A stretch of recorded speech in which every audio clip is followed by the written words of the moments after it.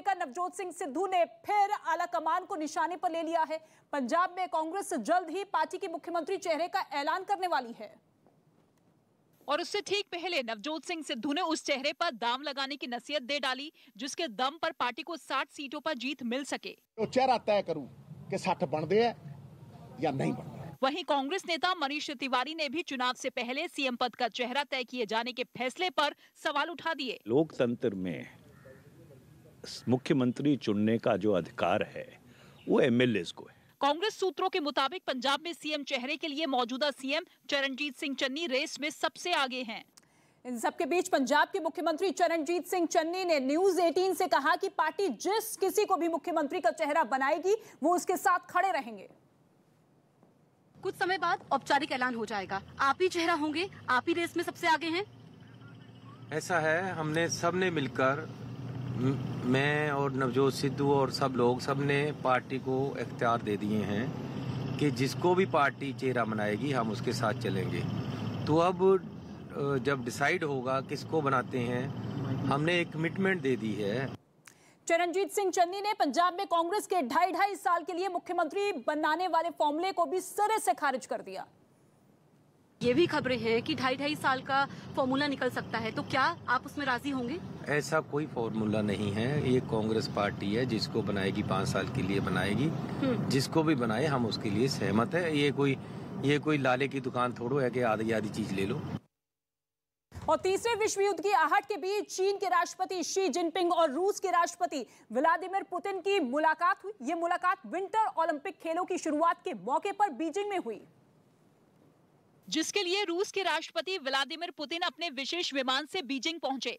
इसके बाद Vladimir Putin और शी जिनपिंग के बीच बैठक हुई। इस बैठक में दोनों नेताओं ने मौजूदा हालात पर चर्चा की और फिर दोनों देशों ने एक साझा बयान जारी किया जिसमें यूक्रेन के साथ जारी तनाव में चीन ने खुलकर रूस का समर्थन किया, जबकि बदले में रूस ने ताइवान के मुद्दे पर चीन के दावे का समर्थन किया और ताइवान को चीन का हिस्सा माना। यही नहीं, चीन और रूस ने यूक्रेन और ताइवान पर अमेरिका के सवालों को अपनी विदेश नीति और अंदरूनी मामलों में दखल की कोशिश बताया, जिस पर अमेरिका ने एक बार फिर दोनों देशों को घेरा। So our objective is to deny Russia the opportunity to use these lies to justify an invasion of Ukraine. America पहले ही इस बात की आशंका जता चुका है कि रूस यूक्रेन पर हमले की तैयारी में है और इसलिए रूस ने यूक्रेन की सीमा पर अपने 1 लाख से ज्यादा सैनिकों की तैनाती की, जबकि रूस इसे अपनी आत्मरक्षा के लिए उठाया गया कदम बता रहा है, जिसके तहत रूस की सेना लगातार अपनी तैयारियों को परखने में जुटी है। जिसकी कुछ ताजा तस्वीरें फिर सामने आई, जिनमें रूस की सेना जल, थल और हवा में अपनी ताकत का प्रदर्शन करती नजर आई।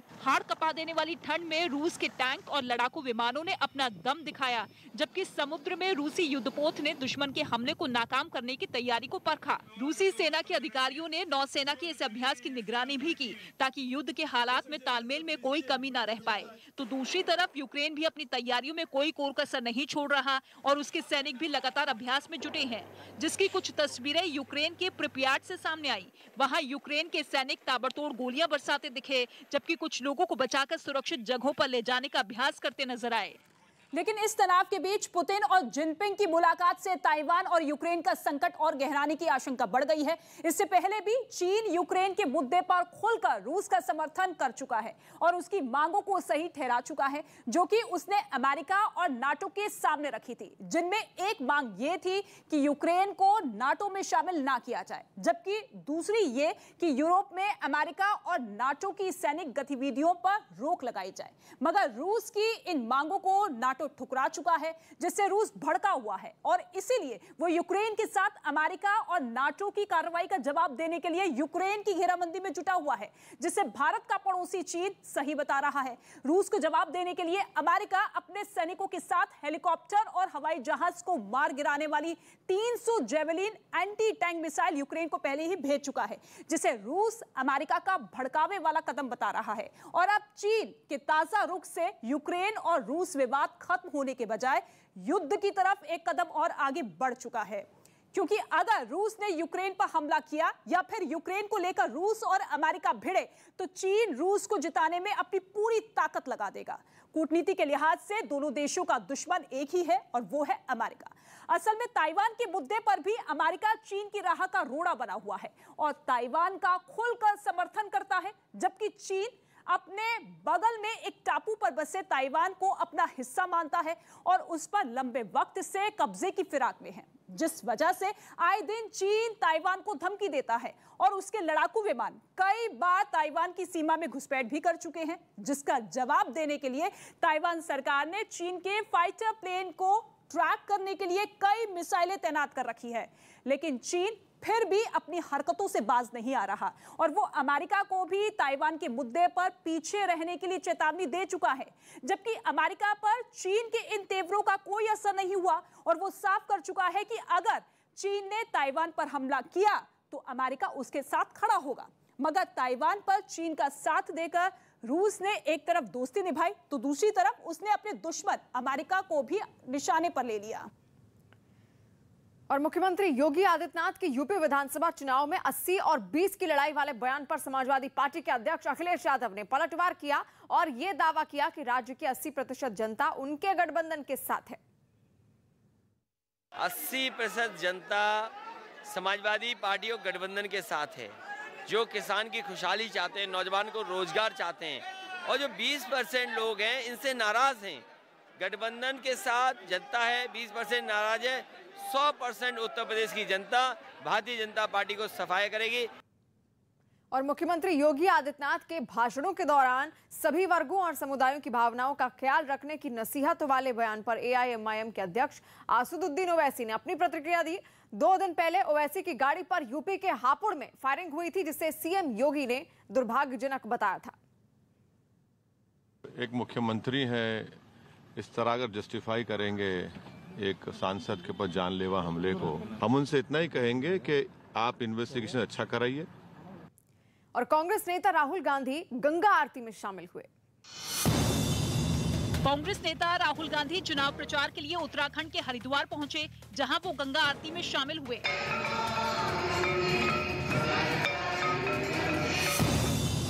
चुनाव के बीच यूपी के कानपुर में 2 अलग-अलग इलाकों से गाड़ियों की चेकिंग के दौरान करीब 7 करोड़ रुपए जब्त किए गए। 7 करोड़ 38 लाख रुपए बरामद हुए हैं। यूपी के मेरठ में बीजेपी नेता बबीता फोगाट के काफिले पर कुछ लोगों ने हमला कर दिया, जिसमें कुछ लोगों के घायल होने की भी खबर है। हथियार भी थे, उनके पास डंडे भी थे, गाड़ी के काफिले के ऊपर भी उन्होंने हमला किया है। जम्मू कश्मीर के बारामूला में पुलिस ने एक छापेमारी के दौरान 27 करोड़ की ड्रग्स की बड़ी खेप पकड़ी। पुलिस ने इसके साथ ही 2 आरोपियों को भी गिरफ्तार किया। मथुरा के पास वृंदावन के बांकी बिहारी मंदिर में बसंत पंचमी के मौके पर श्रद्धालुओं ने होली खेली। यूपी के सीएम योगी आदित्यनाथ ने गोरखपुर में घर घर जाकर चुनाव प्रचार किया। पहली बार विधानसभा चुनाव लड़ रहे योगी आदित्यनाथ ने शुक्रवार को गोरखपुर सदर सीट से नामांकन दाखिल किया था, जिसके बाद उन्होंने अपना प्रचार अभियान शुरू कर दिया। और जब वो डोर टू डोर कैंपेन के तहत रामनगर कॉलोनी में पहुंचे तो लोगों ने मकानों की छतों से फूल बरसाकर उनका स्वागत किया।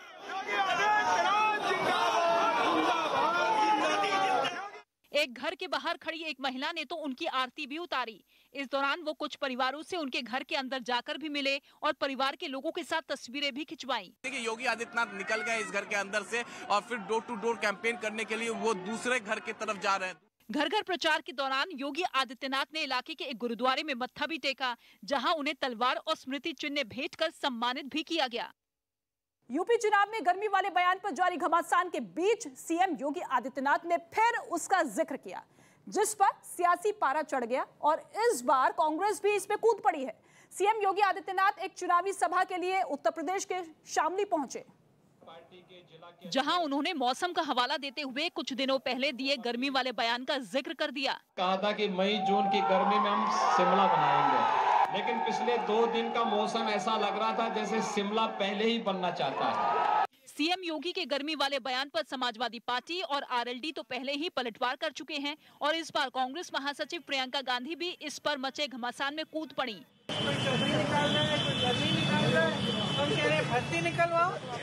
इससे पहले सीएम योगी के गर्मी वाले बयान पर पलटवार करते हुए आरएलडी नेता जयंत चौधरी ने चर्बी निकालने वाला बयान दिया था। श्रीनगर में सुरक्षा बल के जवानों ने 2 आतंकवादियों को ढेर कर दिया। श्रीनगर के जकुरा इलाके में हुए मुठभेड़ में सुरक्षा बल के जवानों ने 2 आतंकियों को मार गिराया। बताया गया कि मारे गए ये आतंकी लश्कर-ए-तैयबा और टीआरएफ नाम के आतंकी संगठन से जुड़े थे। मुठभेड़ के बाद पुलिस ने इनके पास से हथियार भी बरामद किए। क्रॉस फायरिंग में 2 टेररिस्ट मारे गए, दोनों सब कश्मीर का है। बिहार के दरभंगा में पुलिस ने एक कब्रिस्तान में छिपाकर रखी गई अवैध शराब बरामद की।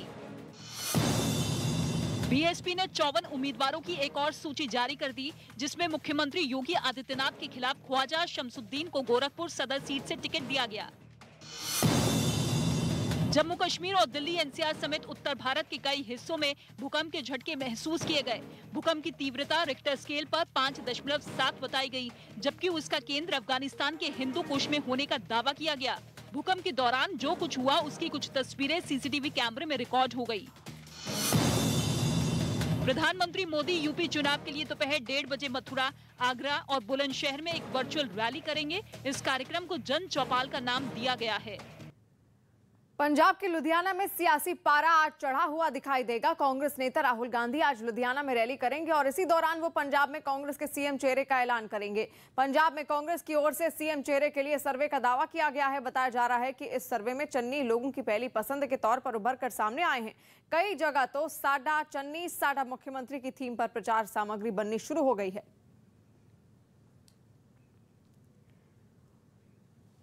और पंजाब में कांग्रेस के मुख्यमंत्री पद के उम्मीदवार के सवाल पर सीएम चन्नी ने न्यूज 18 से एक्सक्लूसिव बातचीत में कहा कि सीएम का पद लाला की दुकान नहीं है जो आधा आधा बांटा जाए। पंजाब के मुख्यमंत्री चरणजीत सिंह चन्नी जी, बहुत बहुत स्वागत है सर आपका न्यूज 18 इंडिया में। कुछ समय बाद औपचारिक ऐलान हो जाएगा, आप ही चेहरा होंगे, आप ही रेस में सबसे आगे हैं। ऐसा है, हमने सबने मिलकर, मैं और नवजोत सिद्धू और सब ने पार्टी को इख्तियार दे दिए हैं कि जिसको भी पार्टी चेहरा बनाएगी हम उसके साथ चलेंगे। तो अब जब डिसाइड होगा किसको बनाते हैं, हमने एक कमिटमेंट दे दी है। जैसे कहते हैं कि रघुकुल रीत सदा चली आई, प्राण जाए पर बचन न जाई। जो वचन दे दिया। अब ये है कि ये पंजाब की लड़ाई है, पंजाब के लिए लड़ना है। उसमें किसी पोस्ट का, किसी ओहदे की अहमियत नहीं है। सर, अंदर खाने से ये भी खबरें हैं कि 2.5 साल का फॉर्मूला निकल सकता है, तो क्या आप उसमें राजी होंगे? ऐसा कोई फॉर्मूला नहीं है। ये कांग्रेस पार्टी है, जिसको बनाएगी 5 साल के लिए बनाएगी। जिसको भी बनाए हम उसके लिए सहमत है। ये कोई लाले की दुकान थोड़ो है कि आधी चीज ले लो, ऐसे नहीं। ठीक है, नवजोत सिंह सिद्धू कह रहे हैं कि कमजोर मुख्यमंत्री नहीं चाहिए जो आला कमान के इशारे पर नाचे। ऐसा होना भी नहीं चाहिए और मजबूत मुख्यमंत्री चाहिए, और जिसको बनाएंगे हम उसके साथ लगेंगे। तो आप उनकी बात से सहमत हैं? हाँ, मजबूत ही होना चाहिए मुख्यमंत्री। तो मुख्यमंत्री मजबूत नहीं होगा तो कौन? आपके विरोधी ये कह रहे हैं कि आप चमकौर साहिब से हार रहे हैं, इसलिए इस बार आप 2 सीटों से चुनाव लड़ रहे हैं। तो क्या ये कांग्रेस की रणनीति है या फिर डर है? ये रणनीति है, और मैं एक मिशनरी हूँ। वहाँ जब मैं जो गया हूँ भदौड़ में, वहाँ तो इतनी टफ सीट थी कि आज तक कांग्रेस एक ही बार जीती है 70 साल में। तो वहाँ जाना कोई आम बात नहीं है। अगर मैं यहाँ से हारना होता तो वहाँ मैंने कोई इजी सीट लेनी थी। मैंने तो वहाँ टफ सीट ली है, क्योंकि मैं यहाँ से तो जीत ही रहा हूँ। तो उस टफ सीट को आगे बढ़ाना है। और एक्चुअली क्या है, वो एरिया, टोटल मालवा एरिया, वहाँ डेवलपमेंट की बहुत कमी है। मैं इसलिए गया हूँ कि मैं उस पूरे एरिया को ऊपर उठाना है, वहाँ डेवलपमेंट करानी है। मेरा मेन मकसद मिशनरी है, कोई सीट के लिए नहीं। बिल्कुल, ये भी कहा जाता है जिसने मालवा जीत लिया उसने पूरा पंजाब जीत लिया। आपके भतीजे की गिरफ्तारी होती है और आपके विरोधी कह रहे हैं कि इसमें आप ही शामिल है, आपके संरक्षण में ये सब हुआ है, आप ही का पैसा था, और ये इस वक्त सबसे बड़ा मुद्दा है, जबकि वोटिंग में कुछ समय रह गया है। ऐसा है कि मेरी बहन का लड़का नहीं है, मेरे भाई का लड़का नहीं है, लेकिन रिश्तेदार का लड़का है। तो अगर अभी तो ये भी तय नहीं हुआ पैसे किसकी है, किससे मिले, क्या हुआ, 10 आदमियों से रेड की गई है, तो लेकिन फिर भी मुझे क्यों साथ जोड़ा जा रहा है? अननेसेसरीली ये केजरीवाल एंड कंपनी का ये होता है कि जी पहले सब बड़े से बड़े इल्जाम लगा देते हैं। बाद में माफ़ी मांग लेते हैं। तो इन्होंने फाइनेंस मिनिस्टर से माफ़ी मांगी थी, उसके बाद गडकरी जी से माफ़ी मांगी, ये विक्रम मजीठिया से माफ़ी मांगी। ये कैसा आदमी है? पहले गलत बोलता है, बाद में माफ़ी मांग लेता है। इसको तो मुख्यमंत्री बनने का हक ही नहीं है। इखलाक से गिरा हुआ आदमी है। और ऐसे अभी 15 दिन सबको पता है, पॉपुलैरिटी देखकर ये मारना चाहते हैं। और भी पता नहीं कितने इल्जाम लगाएंगे। सब इकट्ठे हो गए हैं मेरे विरोधी, जितनी पार्टियां वाले सब इकट्ठे होकर मेरे पे अटैक कर रहे हैं। तो फिर भी मैं, जब पब्लिक साथ है, जिसको रख के साइयां मार सके ना कोई, पब्लिक साथ है तो हम उभर कर निकलेंगे और आने वाली सरकार बनाएंगे और लोगों के काम करेंगे। बिल्कुल, मैं देख रही हूँ कि आपका काफी व्यस्त कार्यक्रम है और जहाँ भी आप जा रहे हैं साडा चन्नी ये नारा गूंज रहा है। आपको ऐसा क्या लगता है, क्योंकि अब तुलना हो रही है 4.5 साल बनाम 111 दिन, आपने ऐसे क्या काम किए हैं 111 दिनों में जो आप जनता के बीच लेकर जा रहे हैं और आपको लग रहा है कि आपका किला बच जाएगा, 5 साल फिर से कांग्रेस राज करेगी पंजाब में? मैंने आम लोगों के काम किए हैं, जो आम लोगों की जरूरतें हैं उनको पूरा किया है। बिजली के बकाये माफ किए हैं, बिजली पूरे हिंदुस्तान से पंजाब में सस्ती कर दी है, पानी पूरे हिंदुस्तान से पंजाब में सस्ता कर दिया है, पानी के जो बकाये थे वो खत्म कर दिए हैं, पेट्रोल 10 रुपए सस्ता किया है, डीजल 5 रुपए सस्ता किया है, हर किसी के काम आ रहा हूँ। गौशालाओं का टोटल बिजली का बिल माफ कर दिया है, हर गौशाला को पैसे दिए हैं, 21 करोड़ रुपया गौशालाओं को बांटा है। आखिरी सवाल मेरा आपसे, अमृतसर ईस्ट में मजीठिया और नवजोत सिंह सिद्धू की लड़ाई को आप कैसे देखते हैं? अरे वहाँ नवजोत सिंह सिद्धू जीतेगा, कोई दो राय नहीं। चलिए चन्नी जी, आपने हमसे बातचीत की, इसका आपका बहुत बहुत शुक्रिया। उडुपी में एक कॉलेज के बाहर हिजाब और भगवा गमछे पर खूब हंगामा हुआ। वहां कुछ छात्रों ने भगवा गमछा डालकर प्रदर्शन किया तो वहीं कुछ छात्राओं ने हिजाब पहनकर जुलूस निकाला, जबकि राज्य सरकार लगातार इस बवाल को शांत कराने में जुटी हुई है।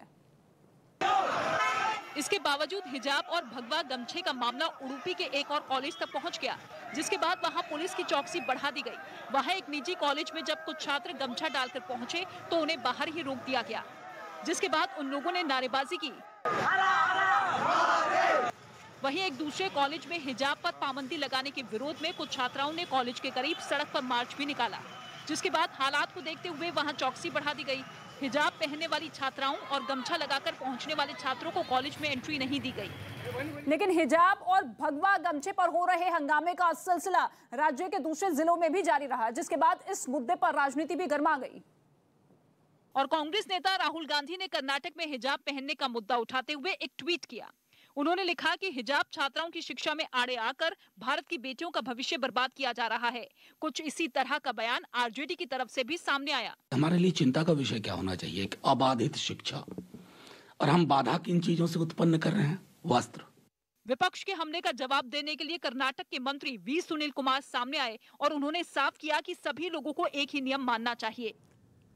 अंतर्राष्ट्रीय कुश्ती खिलाड़ी और बीजेपी नेता बबीता फोगाट के काफिले पर यूपी के मेरठ में हमला हो गया। बबीता फोगाट सिवाल खास विधानसभा के प्रत्याशी मनिंदर पाल के पक्ष में प्रचार कर रही थी। आरोप है कि तभी डंडों से लैस कुछ लोगों ने प्रचार कर रहे लोगों के साथ मारपीट की। इस दौरान कई महिलाओं को भी चोटें आई हैं। मामला मेरठ के थाना सरधना क्षेत्र का है, जहां बबीता फोगाट का काफिला जनसंपर्क करने के लिए रुका था। वहीं प्रचार कर रहे लोगों पर हमला कर दिया गया। फिलहाल पुलिस इस मामले में अब आरोपियों के खिलाफ मुकदमा दर्ज करने की तैयारी में जुट गई है। वहीं बबीता ने समाजवादी और आरएलडी समर्थकों पर हमले का आरोप लगाया। हम लोग जनसंपर्क कर रहे थे और कुछ लोग बदतमीजी के साथ, मैं कहूंगी कि जो गुंडे लोग जो थे, जो सपा और आरएलडी के जो लोग थे, उन्होंने इस तरह की बदतमीजी की और रात चलते हुए महिलाओं के ऊपर डंडे बरसाए, गांव के लोगों के ऊपर डंडे बरसाए, जबकि किसी ने कुछ भी उनको नहीं बोला था और उनके ऊपर डंडे बरसाने, ये उनकी फ्रस्ट्रेशन दिखाती है, उनकी हार का नतीजा है जो इतना फ्रस्ट्रेशन वो दिखा रहे हैं। रात चलते हुए लोगों के ऊपर अगर आप डंडा बरसा रहे थे, ये गुंडागर्दी नहीं तो क्या है?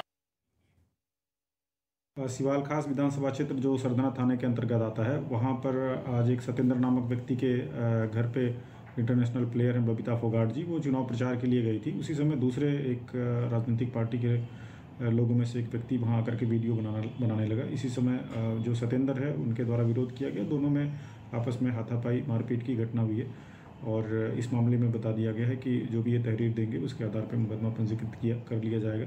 फिलहाल बबीता फोगाट जी के साथ ऐसा कोई अभद्रता, कोई ऐसी चीज़ प्रकाश में अभी तक नहीं आई थी।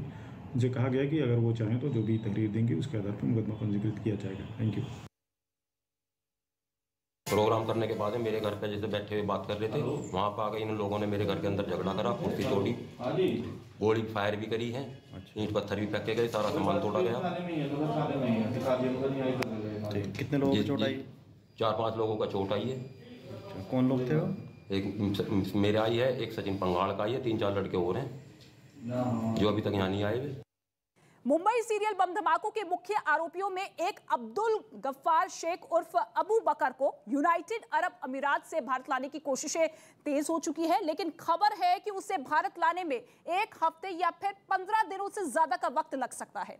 अबू बकर पिछले 29 साल से जावेद बादशाह के नाम से दुबई में रह रहा था, जिसे एक रोज पहले भारतीय जांच एजेंसियों ने दुबई पुलिस की मदद से गिरफ्तार कर लिया।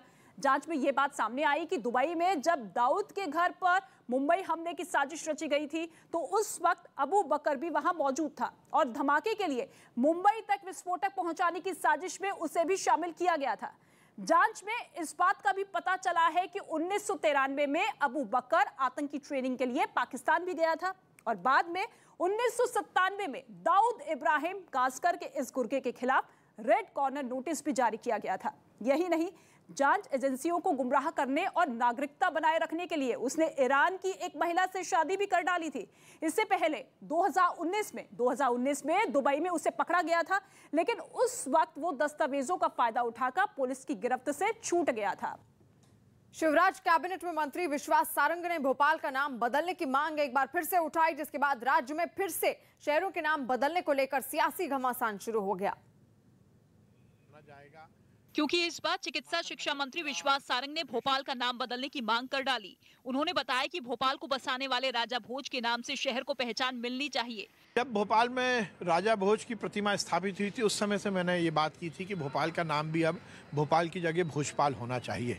लेकिन मंत्री विश्वास सारंग की इस मांग पर कांग्रेस ने उन्हें और शिवराज सरकार को घेर लिया। जनता तो तय कर चुकी कि नाकारा भाजपा नेताओं का नाम बदलेगी और 2023 में चुनाव में इनका नाम बदल के इनके आगे हरल्ला लगाने को जनता तैयार है।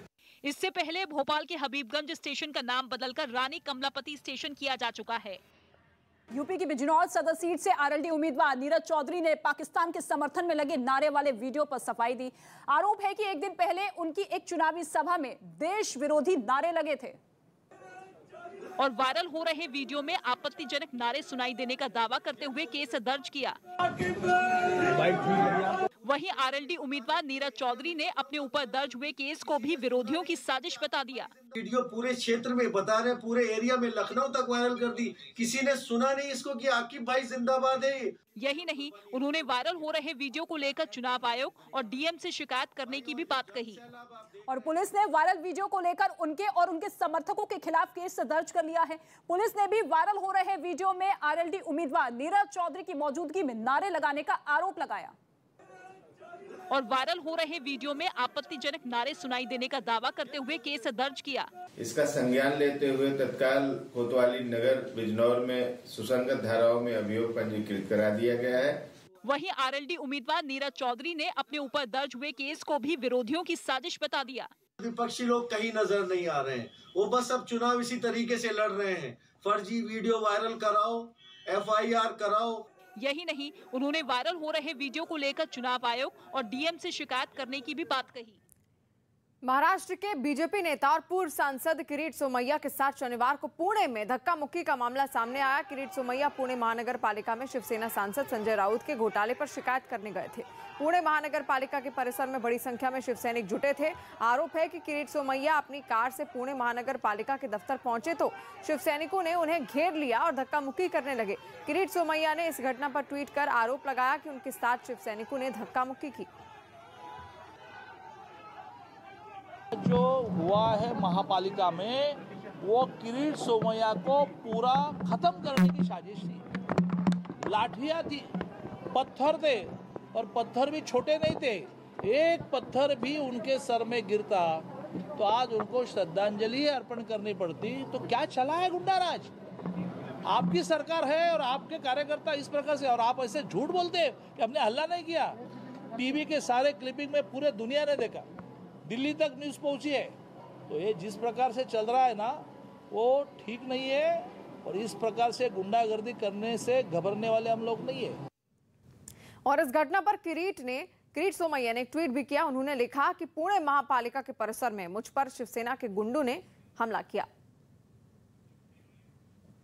जयपुर में सचिन पायलट के समर्थकों ने अपने नेता को मुख्यमंत्री बनाने के लिए शपथ ली।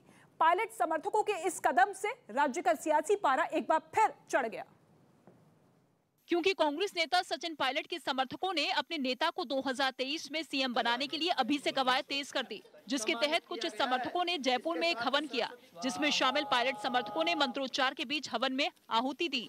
प्रदेश में सचिन पायलट के नेतृत्व में दोबारा कांग्रेस सरकार बनाने के अभियान का ऐलान किया है। बसंत पंचमी के मौके पर हुए इस हवन कार्यक्रम में शामिल लोगों को एक खास शॉल भी दी गई, जिस पर सचिन पायलट की फोटो छपी नजर आई। इस हवन का आयोजन करने वाले पायलट समर्थकों ने बताया कि वो अपने नेता को राज्य का मुख्यमंत्री बनाने के लिए पूरी ताकत लगा देंगे। ये संकल्प लेते हैं कि अगला राजस्थान का चीफ मिनिस्टर सचिन पायलट ही होगा।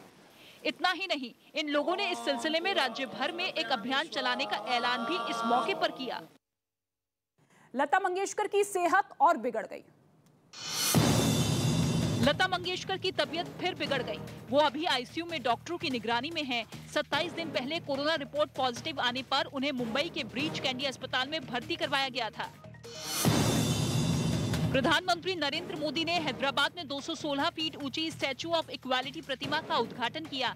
ये प्रतिमा संत श्री रामानुज आचार्य की याद में बनाई गई है। कांग्रेस नेता प्रियंका गांधी ने अलीगढ़ में पार्टी उम्मीदवार के समर्थन में डोर टू डोर कैंपेन किया। यूपी में सोमवार से सभी स्कूल और कॉलेज खोल दिए जाएंगे। हालांकि शुरुआत में सिर्फ 9वीं से 12वीं क्लास में पढ़ने वाले छात्रों के लिए ही स्कूल खुलेंगे। क्रिकेट ऑस्ट्रेलिया के साथ चली लंबी बातचीत के बाद जस्टिन लैंगर ने कोच पद से इस्तीफा दे दिया। लैंगर ऑस्ट्रेलिया की क्रिकेट टीम के साथ बतौर कोच 2018 में जुड़े थे। उत्तर प्रदेश के बलिया जिले की फेफना विधानसभा सीट से बीजेपी उम्मीदवार उपेंद्र तिवारी का नामांकन के लिए दौड़ लगाने का एक वीडियो वायरल हो गया। ये वीडियो एक दिन पहले का है, जिसमें खेल मंत्री उपेंद्र तिवारी नामांकन के लिए दौड़ते नजर आए। गले में फूलों की माला और सिर पर केसरिया साफा बांधे उपेंद्र तिवारी को दौड़ता देख वहां मौजूद लोग भी हैरान रह गए।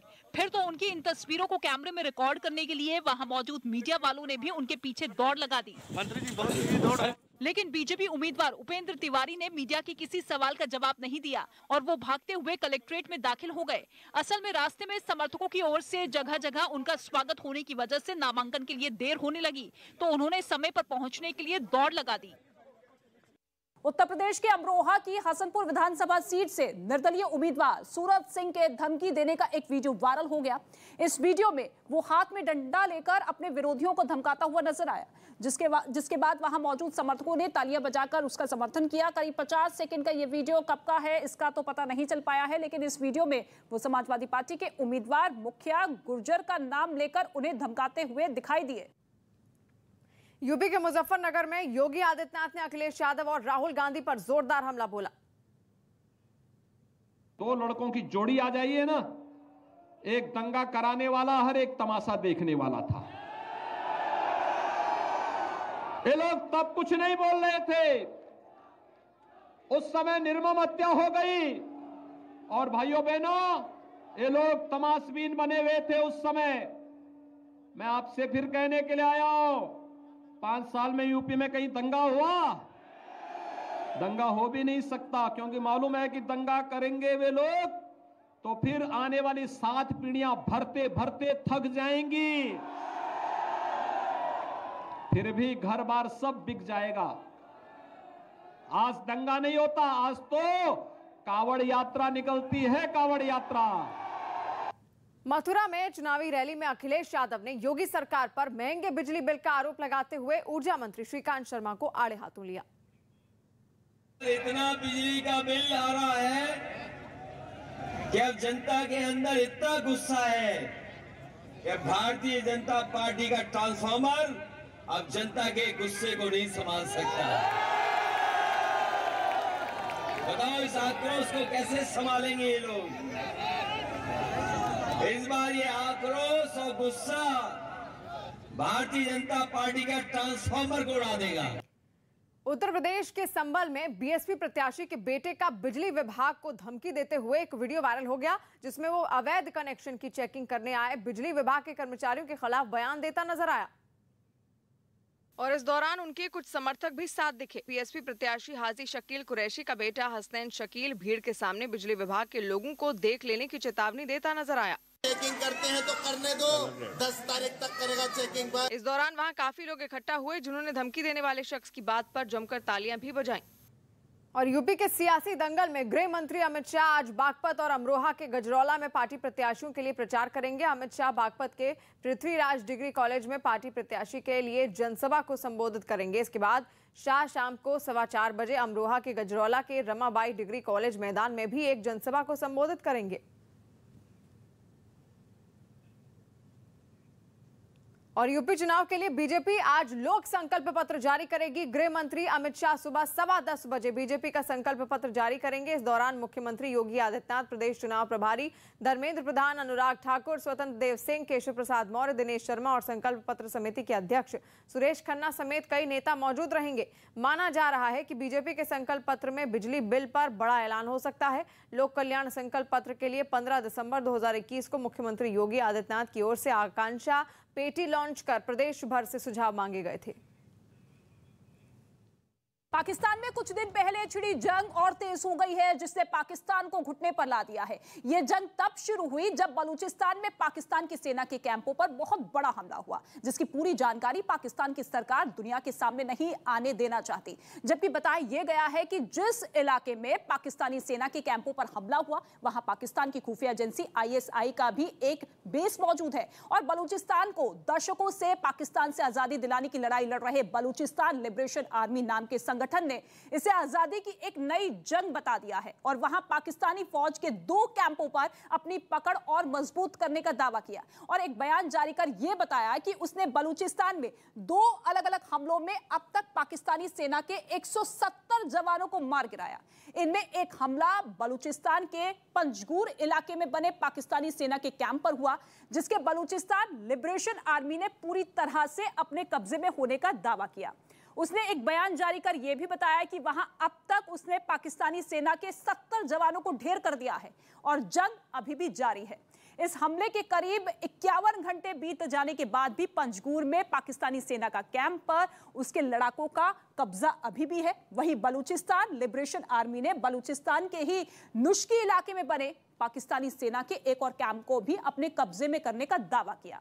यही नहीं, उसने नुश्की में पाकिस्तान सेना के कैंप में करीब 20 घंटे तक चली लड़ाई के दौरान पाकिस्तानी सेना के एक बड़े अधिकारी समेत 100 लोगों को मार गिराने का दावा किया। पता यह चला है कि BLA के आत्मघाती हमलावरों ने कुछ गाड़ियों को बारूद से भरा और दोनों कैंपों के पास उन गाड़ियों के जरिए बड़ा धमाका किया और पाकिस्तान की सेना ने अपने इन दोनों कैंपों को बलूचिस्तान लिबरेशन आर्मी के लड़ाकों के कब्जे से छुड़ाने के लिए जो बैकअप फोर्स भेजी, वो कैंपों में दाखिल नहीं हो पा रही है, क्योंकि पाकिस्तानी सेना के जिन 2 कैंपों पर बलूचिस्तान लिबरेशन आर्मी ने कब्जे का दावा किया, वहां पाकिस्तानी सेना ने मोर्चा लेने की कमान बलूचिस्तान लिबरेशन आर्मी के सबसे खूंखार माने जाने वाले आत्मघाती दस्ते मजीद ब्रिगेड ने संभाली है, जिसका हर एक आत्मघाती लड़ाका किसी चलते फिरते बारूद के ढेर से कम नहीं माना जाता। और यही वजह है कि पाकिस्तानी सेना की बख्तरबंद गाड़ियां भी पंजगूर और नुश्की में अपने कैंपों के करीब जाने से डर रही है, क्योंकि पता यह चला है कि पाकिस्तानी सेना की कुछ बख्तरबंद गाड़ियों ने कैंपों के करीब पहुंचने की कोशिश की, लेकिन मजीद ब्रिगेड के लड़ाकों ने उन पर भी कब्जा कर लिया और अब डरी हुई पाकिस्तानी सेना हेलीकॉप्टर के जरिए इतनी दूर से रॉकेट और मोर्टार सेल दाग रही है, जो कि सेना के कैंपों तक पहुंच भी नहीं पा रहे। और यही नहीं, बलूचिस्तान लिबरेशन आर्मी ने तो यह भी दावा किया है कि मजीद ब्रिगेड के लड़ाकों के डर से पाकिस्तानी सेना अपने कैंपों में मारे गए जवानों के शव तक नहीं उठा पा रही है। और ऐसे में बलूचिस्तान लिबरेशन आर्मी की उस मजीद ब्रिगेड के बारे में जानना भी जरूरी है, जिसने पाकिस्तान और उसकी सेना को घुटने पर ला दिया है। खबरों के मुताबिक बलूचिस्तान की आजादी की जंग को तेज करने के मकसद से बलूचिस्तान लिबरेशन आर्मी ने 2011 में आत्मघाती लड़ाकों को इकट्ठा कर मजीद ब्रिगेड बनाई थी, जिसका नाम पाकिस्तान के पूर्व PM जुल्फिकार भुट्टो के बॉडीगार्ड रहे अब्दुल मजीद बलोच के नाम पर रखा गया था, जिन्होंने 1975 में ड्यूटी पर रहने के दौरान उनकी हत्या की कोशिश की थी, लेकिन नाकाम रहे थे और दूसरे बॉडीगार्डों ने उन्हें मार दिया था। बताया गया है कि उन्होंने पूर्व पीएम भुट्टो की हत्या की कोशिश तब की जब उन्होंने बलोच विद्रोहियों के खिलाफ सैन्य कार्रवाई का आदेश दिया था और पाकिस्तानी सेना कैंपों में बड़े हमले से पहले भी मजीद ब्रिगेड पाकिस्तानी सेना और CPEC प्रोजेक्ट में काम कर रहे चीन के नागरिकों के खिलाफ कई हमलों को अंजाम दे चुकी है। और उत्तर प्रदेश विधानसभा चुनाव के लिए प्रधानमंत्री मोदी की आज वर्चुअल जन चौपाल होगी और प्रधानमंत्री मोदी आज यूपी के 3 जिलों में वर्चुअल जन चौपाल से लोगों से जुड़ेंगे। पीएम मोदी की मथुरा, आगरा और बुलंदशहर के लिए वर्चुअल जन चौपाल रैली दोपहर 1:30 बजे होगी। पीएम मोदी मथुरा, आगरा और बुलंदशहर की अलग अलग जगहों पर मौजूद लगभग 1 लाख लोगों को संबोधित करेंगे। इसमें 21 विधानसभा क्षेत्रों वर्चुअल रूप से करीब 20 लाख लोग जुड़ेंगे। सीएम योगी आदित्यनाथ मथुरा के मांट में पीएम मोदी की वर्चुअल रैली में शामिल होंगे। यूपी बीजेपी के संकल्प पत्र में बिजली पर बड़ी घोषणा हो सकती है। यूपी चुनाव के लिए सुबह बीजेपी का संकल्प पत्र जारी होगा। खबर है कि इसमें बिजली बिल पर बड़ी घोषणा हो सकती है। इससे पहले अखिलेश यादव ने उनकी पार्टी की सरकार बनने पर 300 यूनिट फ्री बिजली देने का वादा किया था। लखनऊ में बसंत पंचमी के मौके पर केंद्रीय मंत्री अनुराग ठाकुर ने पतंग उड़ाई। इस दौरान उनके साथ बीजेपी के कार्यकर्ता मौजूद रहे। आने वाले समय में उत्तर प्रदेश को नंबर 1 बनाकर दिखाएंगे। रक्षा मंत्री राजनाथ सिंह ने यूपी के आगरा में एक चुनावी सभा की, जिसमें उन्होंने पाकिस्तान पर सर्जिकल स्ट्राइक का जिक्र करते हुए केंद्रीय सरकार की उपलब्धियां गिनवाई। हमारे सेना के जवानों ने पाकिस्तान की धरती पर जाकर आतंकवादी ठिकानों का सफाया करने में कामयाबी। भारत ने 5वीं बार अंडर-19 क्रिकेट का वर्ल्ड कप खिताब अपने नाम कर लिया। इंग्लैंड के साथ हुए फाइनल मुकाबले में भारत ने पहले बॉलिंग की और इंग्लैंड को 189 रनों पर ही रोक दिया, जिसमें भारत की तरफ से राजा बावा ने 5 विकेट लिए। वहीं तेज गेंदबाज रवि कुमार ने भी 4 विकेट झटके। इसके बाद बल्लेबाजी करने उतरी भारत की टीम ने इस टारगेट को 6 विकेट खोकर हासिल कर लिया। फाइनल मैच में शानदार प्रदर्शन करने वाले राज बावा को मैन ऑफ द मैच चुना गया। वहीं इस जीत के बाद टीम इंडिया के कप्तान यश धूल के यहां जोरदार जश्न मनाया गया। वहां उनके घर वालों के अलावा आसपास के लोग भी जुटे हुए दिखाई दिए, जिन्होंने टीम इंडिया के जीतते ही एक दूसरे को बधाइयां देना शुरू कर दिया। और इस जीत से कप्तान यश धूल के घर वाले बेहद खुश नजर आए। उनके पिता ने इसे सारे देश की जीत बताया। देखिए, ये कैप्टन नहीं, ये पूरी इंडिया टीम की जीत है और ये पूरी इंडिया की जीत है। और जिस तरह आज बॉयज ने कराया कि आज पूरा इंडिया उनके साथ था और उन्होंने बिल्कुल उसको डिजर्व करा, डिलीवर करा, मजा आ गया। सर, देखा जाए तो जैसे कि एक टाइम था 97 for 4 पे, आप भी थोड़ी टेंशन में आए होंगे। कुछ सेकंड के लिए आया था, मगर हमें इन लड़कों में बहुत ज्यादा कॉन्फिडेंस था। टीम ये बहुत ही बैलेंस टीम है और मैंने ऐसी टीम नहीं देखी अभी तक, इतनी शानदार टीम। और टीम इंडिया के लिए वर्ल्ड कप उठाने वाले कप्तान यश धूल के कोच ने भी अपने शिष्य की इस जीत पर खुशी जाहिर की। बहुत अच्छा फील हो रहा है और सारे हिंदुस्तान के लिए बहुत सब एंजॉय किया है। बहुत अच्छी अचीवमेंट थी बच्चों की, सब सारा हिंदुस्तान के लिए बहुत अच्छा मौका है। टारगेट छोटा था और मिडिल ऑर्डर बहुत अच्छा इंडिया का, और दोनों जो सेंसिबल खेले निशांत और राज, और ठीक है प्रेशर आया 4 राउंड उड़ने के बाद, पर लगता था कि मैच जीत जाएंगे। शामली में योगी आदित्यनाथ ने एक बार फिर गर्मी वाले बयान के बहाने विपक्ष पर वार किया। उन्होंने कहा कि पिछले 2 दिन का मौसम देखकर ऐसा लग रहा है कि शामली तो अभी से शिमला बनना चाहता है। एक गर्मी जो अभी किराना में और मुजफ्फरनगर में कुछ जगह दिखाई दे रही है ना, ये सब शांत हो जाएगी इसके बाद, क्योंकि गर्मी कैसे शांत होगी ये तो मैं मई और जून में भी इसको बहुत शिमला बना देता हूं। 10 फरवरी को होने वाले पहले चरण के मतदान के लिए बीजेपी ने पूरी ताकत झोंक रखी है। चुनाव के ऐलान के बाद दूसरी बार सीएम योगी आदित्यनाथ आज अलीगढ़ आ रहे हैं, जहां वो कोल और छर्रा विधानसभा में जनसभा करेंगे। इससे पहले योगी मथुरा में भी जनसभा करेंगे। योगी आदित्यनाथ दोपहर 2:15 बजे मथुरा की मांट विधानसभा के टेंटी गांव में जनसभा को संबोधित करेंगे। इसके बाद दोपहर 3:15 बजे योगी अलीगढ़ पहुंचेंगे, जहां छर्रा में वो जनसभा को संबोधित करेंगे। शाम 4:15 बजे अलीगढ़ की कोल विधानसभा में भी एक रैली को वो संबोधित करेंगे। योगी आदित्यनाथ की शाम 5 बजे अलीगढ़ के इगलास में लाल बहादुर शास्त्री इंटर कॉलेज में भी एक जनसभा है।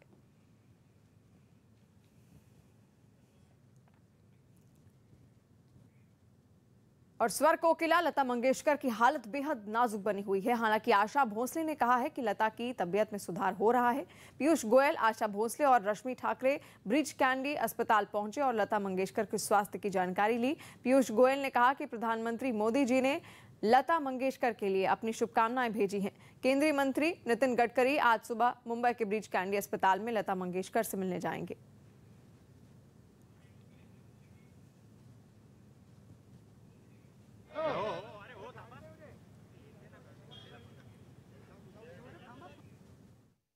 कशी तब्येत आहे? छान आहे, अजून स्टेबल आहेत त्या आणि आम्हाला आशा आहे चांगल्या होतील। लोक प्रार्थना करतात ताई बऱ्या होण्यासाठी, दीदी होण्यासाठी। पूरा देश आज प्रार्थना कर रहा है कि लता दीदी जल्दी से स्वस्थ हो जाएं, जल्दी से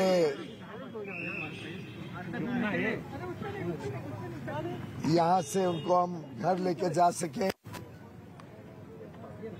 माननीय प्रधानमंत्री श्री नरेंद्र मोदी जी ने भी अपना शुभ संदेश लता दीदी के अच्छे स्वास्थ्य के लिए भेजा है। परिवार को मैंने कन्वे किया है। हम सब चिंतित हैं कि वो जल्द से जल्द ठीक हो और भगवान उनको लंबी आयु दे। पंजाब में सीएम पद के चेहरे को लेकर नवजोत सिंह सिद्धू ने फिर आला कमान को निशाने पर ले लिया है। पंजाब में कांग्रेस जल्द ही पार्टी के मुख्यमंत्री चेहरे का ऐलान करने वाली है और उससे ठीक पहले नवजोत सिंह सिद्धू ने उस चेहरे पर दाम लगाने की नसीहत दे डाली जिसके दम पर पार्टी को 60 सीटों पर जीत मिल सके। तो चेहरा तय करूं कि 60 बनते हैं या नहीं बनते। वहीं कांग्रेस नेता मनीष तिवारी ने भी चुनाव से पहले सीएम पद का चेहरा तय किए जाने के फैसले पर सवाल उठा दिए। लोकतंत्र में मुख्यमंत्री चुनने का जो अधिकार है वो एमएलएस को है। कांग्रेस सूत्रों के मुताबिक पंजाब में सीएम चेहरे के लिए मौजूदा सीएम चरणजीत सिंह चन्नी रेस में सबसे आगे हैं। इन सबके बीच पंजाब के मुख्यमंत्री चरणजीत सिंह चन्नी ने न्यूज 18 से कहा कि पार्टी जिस किसी को भी मुख्यमंत्री का चेहरा बनाएगी वो उसके साथ खड़े रहेंगे। कुछ समय बाद औपचारिक ऐलान हो जाएगा। आप ही चेहरा होंगे, आप ही रेस में सबसे आगे हैं। ऐसा है, हमने सबने मिलकर, मैं और नवजोत सिद्धू और सब लोग, सबने पार्टी को इख्तियार दे दिए हैं कि जिसको भी पार्टी चेहरा बनाएगी हम उसके साथ चलेंगे। तो अब जब डिसाइड होगा किसको बनाते हैं, हमने एक कमिटमेंट दे दी है। चरणजीत सिंह चन्नी ने पंजाब में कांग्रेस के 2.5 साल के लिए मुख्यमंत्री बनाने वाले फॉर्मूले को भी सिरे से खारिज कर दिया। ये भी खबरें हैं कि 2.5 साल का फॉर्मूला निकल सकता है, तो क्या आप उसमें राजी होंगे? ऐसा कोई फॉर्मूला नहीं है। ये कांग्रेस पार्टी है, जिसको बनाएगी 5 साल के लिए बनाएगी। जिसको भी बनाए हम उसके लिए सहमत है। ये कोई लाले की दुकान थोड़ो है कि आधी आधी चीज ले लो। और तीसरे विश्व युद्ध की आहट के बीच चीन के राष्ट्रपति शी जिनपिंग और रूस के राष्ट्रपति व्लादिमीर पुतिन की मुलाकात हुई। ये मुलाकात विंटर ओलंपिक खेलों की शुरुआत के मौके पर बीजिंग में हुई, जिसके लिए रूस के राष्ट्रपति व्लादिमीर पुतिन अपने विशेष विमान से बीजिंग पहुंचे। इसके बाद व्लादिमीर पुतिन और शी जिनपिंग के बीच बैठक हुई। इस बैठक में दोनों नेताओं ने मौजूदा हालात पर चर्चा की और फिर दोनों देशों ने एक साझा बयान जारी किया, जिसमें यूक्रेन के साथ जारी तनाव में चीन ने खुलकर रूस का समर्थन किया, जबकि बदले में रूस ने ताइवान के मुद्दे पर चीन के दावे का समर्थन किया और ताइवान को चीन का हिस्सा माना। यही नहीं, चीन और रूस ने यूक्रेन और ताइवान पर अमेरिका के सवालों को अपनी विदेश नीति और अंदरूनी मामलों में दखल की कोशिश बताया, जिस पर अमेरिका ने एक बार फिर दोनों देशों को घेरा। So our objective is to deny Russia the opportunity to use these lies to justify an invasion of Ukraine. America पहले ही इस बात की आशंका जता चुका है कि रूस यूक्रेन पर हमले की तैयारी में है और इसलिए रूस ने यूक्रेन की सीमा पर अपने 1 लाख से ज्यादा सैनिकों की तैनाती की, जबकि रूस इसे अपनी आत्मरक्षा के लिए उठाया गया कदम बढ़ा रहा है, जिसके तहत रूस की सेना लगातार अपनी तैयारियों को परखने में जुटी है, जिसकी कुछ ताजा तस्वीरें फिर सामने आई, जिनमें रूस की सेना जल, थल और हवा में अपनी ताकत का प्रदर्शन करती नजर आई। हाड़ कपा देने वाली ठंड में रूस के टैंक और लड़ाकू विमानों ने अपना दम दिखाया, जबकि समुद्र में रूसी युद्धपोत ने दुश्मन के हमले को नाकाम करने की तैयारी को परखा। रूसी सेना के अधिकारियों ने नौसेना के इस अभ्यास की निगरानी भी की, ताकि युद्ध के हालात में तालमेल में कोई कमी न रह पाए। तो दूसरी तरफ यूक्रेन भी अपनी तैयारियों में कोई कोई कसर नहीं छोड़ रहा और उसके सैनिक भी लगातार अभ्यास में जुटे हैं, जिसकी कुछ तस्वीरें यूक्रेन के प्रिपियाट से सामने आई। वहां यूक्रेन के सैनिक ताबड़तोड़ गोलियां बरसाते दिखे, जबकि कुछ लोगों को बचाकर सुरक्षित जगहों पर ले जाने का अभ्यास करते नजर आए। लेकिन इस तनाव के बीच पुतिन और जिनपिंग की मुलाकात से ताइवान और यूक्रेन का संकट और गहराने की आशंका बढ़ गई है। इससे पहले भी चीन यूक्रेन के मुद्दे पर खुलकर रूस का समर्थन कर चुका है और उसकी मांगों को सही ठहरा चुका है, जो कि उसने अमेरिका और नाटो के सामने रखी थी, जिनमें एक मांग ये थी कि यूक्रेन को नाटो में शामिल ना किया जाए, जबकि दूसरी ये कि यूरोप में अमेरिका और नाटो की सैनिक गतिविधियों पर रोक लगाई जाए। मगर रूस की इन मांगों को नाटो ठुकरा चुका है, जिससे रूस भड़का हुआ है और इसीलिए वो यूक्रेन के साथ अमेरिका और नाटो की कार्रवाई का जवाब देने के लिए यूक्रेन की घेराबंदी में जुटा हुआ है, जिसे भारत का पड़ोसी चीन सही बता रहा है। रूस को जवाब देने के लिए अमेरिका अपने सैनिकों के साथ हेलीकॉप्टर और हवाई जहाज को मार गिराने वाली 300 javelin anti tank missile Ukraine को पहले ही भेज चुका है, जिसे रूस अमेरिका का भड़कावे वाला कदम बता रहा है। और अब चीन के ताजा रुख से यूक्रेन और रूस विवाद खत्म होने के बजाय युद्ध की तरफ एक कदम और आगे बढ़ चुका है, क्योंकि अगर रूस ने यूक्रेन पर हमला किया या फिर यूक्रेन को लेकर रूस और अमेरिका भिड़े तो चीन रूस को जिताने में अपनी पूरी ताकत लगा देगा। कूटनीति के लिहाज से दोनों देशों का दुश्मन एक ही है और वो है अमेरिका।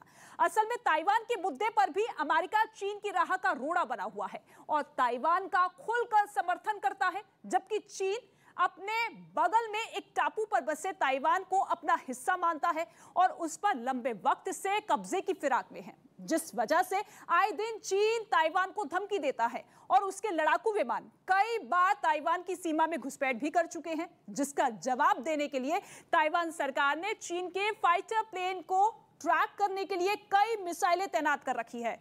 लेकिन चीन फिर भी अपनी हरकतों से बाज नहीं आ रहा और वो अमेरिका को भी ताइवान के मुद्दे पर पीछे रहने के लिए चेतावनी दे चुका है, जबकि अमेरिका पर चीन के इन तेवरों का कोई असर नहीं हुआ और वो साफ कर चुका है कि अगर चीन ने ताइवान पर हमला किया तो अमेरिका उसके साथ खड़ा होगा। मगर ताइवान पर चीन का साथ देकर रूस ने एक तरफ दोस्ती निभाई तो दूसरी तरफ उसने अपने दुश्मन अमेरिका को भी निशाने पर ले लिया। मुख्यमंत्री योगी आदित्यनाथ की यूपी विधानसभा चुनाव में 80 और 20 की लड़ाई वाले बयान पर समाजवादी पार्टी के अध्यक्ष अखिलेश यादव ने पलटवार किया और ये दावा किया कि राज्य की 80% जनता उनके गठबंधन के साथ है। 80% जनता समाजवादी पार्टी और गठबंधन के साथ है, जो किसान की खुशहाली चाहते हैं, नौजवान को रोजगार चाहते हैं, और जो 20% लोग हैं इनसे नाराज हैं। गठबंधन के साथ जनता है, 20% नाराज है। 100% उत्तर प्रदेश की जनता भारतीय जनता पार्टी को सफाया करेगी। मुख्यमंत्री योगी आदित्यनाथ के भाषणों के दौरान सभी वर्गों और समुदायों की भावनाओं का ख्याल रखने की नसीहत वाले बयान पर एआईएमआईएम के अध्यक्ष असदुद्दीन ओवैसी ने अपनी प्रतिक्रिया दी। 2 दिन पहले ओवैसी की गाड़ी पर यूपी के हापुड़ में फायरिंग हुई थी, जिसे सीएम योगी ने दुर्भाग्यजनक बताया था। एक मुख्यमंत्री है, इस तरह अगर जस्टिफाई करेंगे एक सांसद के ऊपर जानलेवा हमले को, हम उनसे इतना ही कहेंगे कि आप इन्वेस्टिगेशन अच्छा कराइए। कांग्रेस नेता राहुल गांधी गंगा आरती में शामिल हुए। कांग्रेस नेता राहुल गांधी चुनाव प्रचार के लिए उत्तराखंड के हरिद्वार पहुंचे, जहां वो गंगा आरती में शामिल हुए।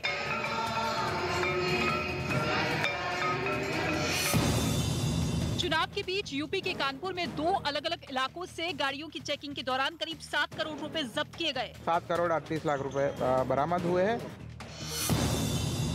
यूपी के मेरठ में बीजेपी नेता बबीता फोगाट के काफिले पर कुछ लोगों ने हमला कर दिया, जिसमें कुछ लोगों के घायल होने की भी खबर है। हथियार भी थे, उनके पास डंडे भी थे, गाड़ी के काफिले के ऊपर भी उन्होंने हमला किया है।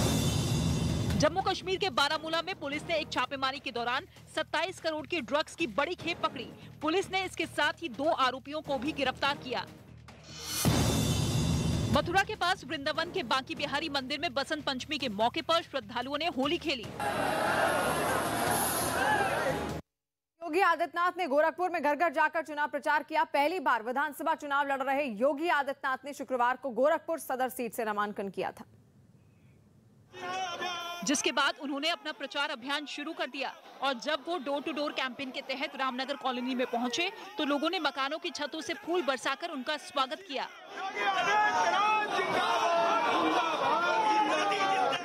एक घर के बाहर खड़ी एक महिला ने तो उनकी आरती भी उतारी। इस दौरान वो कुछ परिवारों से उनके घर के अंदर जाकर भी मिले और परिवार के लोगों के साथ तस्वीरें भी खिंचवाईं। देखिए, योगी आदित्यनाथ निकल गए इस घर के अंदर से और फिर डोर टू डोर कैंपेन करने के लिए वो दूसरे घर की तरफ जा रहे हैं। घर घर प्रचार के दौरान योगी आदित्यनाथ ने इलाके के एक गुरुद्वारे में मत्था भी टेका, जहां उन्हें तलवार और स्मृति चिन्ह भेंट कर सम्मानित भी किया गया। यूपी चुनाव में गर्मी वाले बयान पर जारी घमासान के बीच सीएम योगी आदित्यनाथ ने फिर उसका जिक्र किया, जिस पर सियासी पारा चढ़ गया और इस बार कांग्रेस भी इस पे कूद पड़ी है। सीएम योगी आदित्यनाथ एक चुनावी सभा के लिए उत्तर प्रदेश के शामली पहुंचे, जहां उन्होंने मौसम का हवाला देते हुए कुछ दिनों पहले दिए गर्मी वाले बयान का जिक्र कर दिया। कहा था कि मई जून की गर्मी में हम शिमला बनाएंगे, लेकिन पिछले 2 दिन का मौसम ऐसा लग रहा था जैसे शिमला पहले ही बनना चाहता है। सीएम योगी के गर्मी वाले बयान पर समाजवादी पार्टी और आरएलडी तो पहले ही पलटवार कर चुके हैं और इस बार कांग्रेस महासचिव प्रियंका गांधी भी इस पर मचे घमासान में कूद पड़ी।